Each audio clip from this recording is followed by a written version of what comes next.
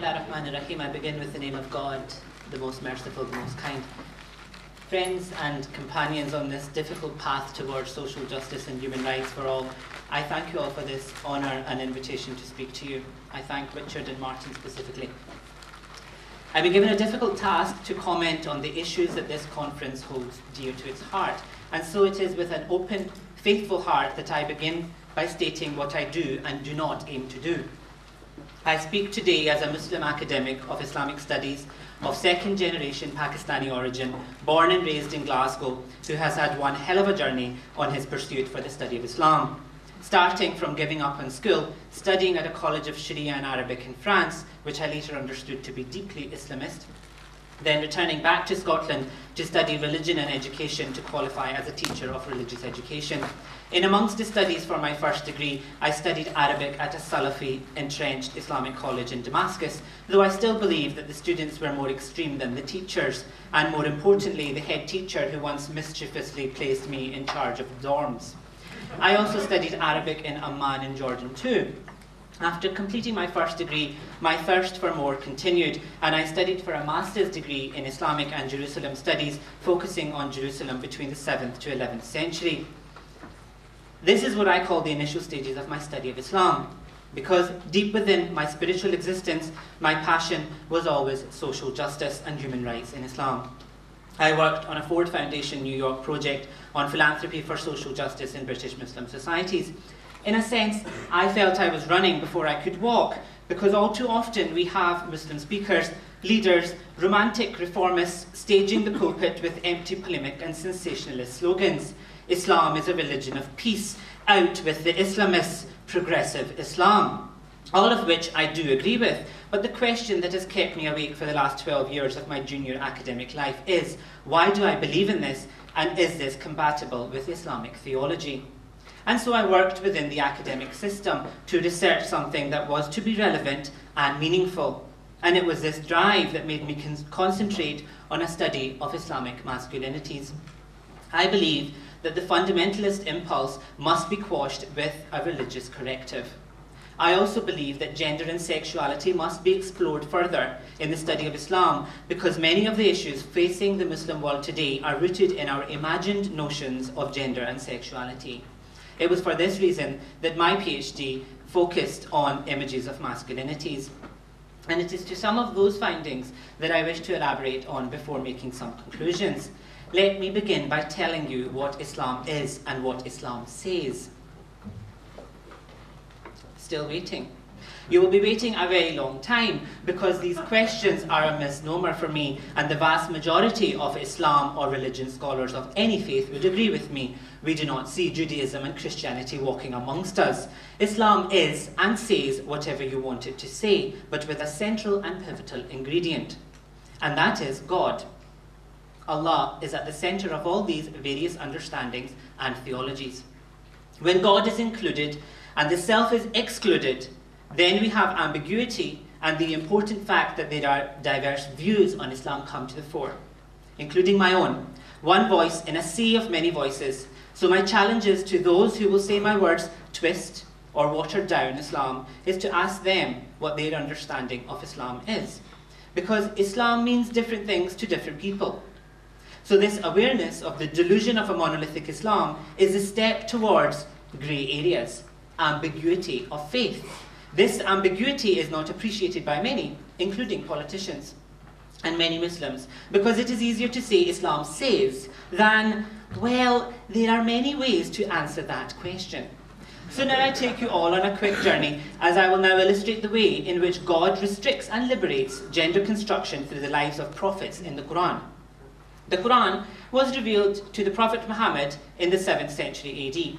And it contains a mixture of statements that lead to discussions on ethics, morality, and most importantly, understanding of God.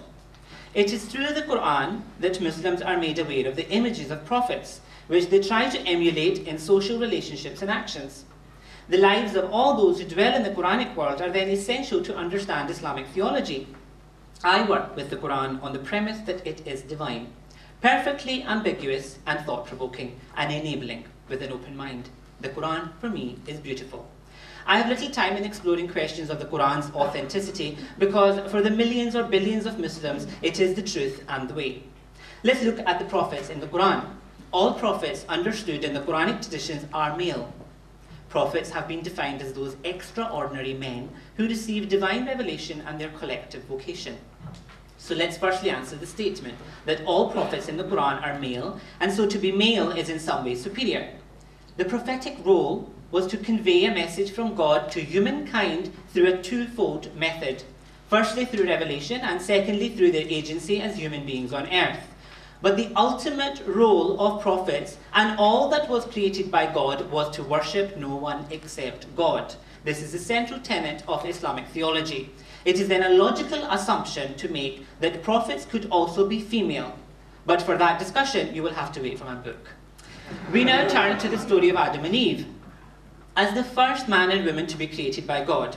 So here we have it. One man, one woman, heterosexuality, procreation, this is divine. Or is it?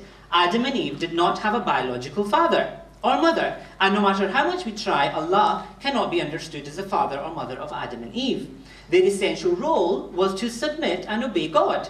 Yes, they were given the task of procreating. God creates beings who will submit to God's commandment of submission. This is best understood in the context of other created beings of God, such as angels, who also submit to God, yet do not procreate.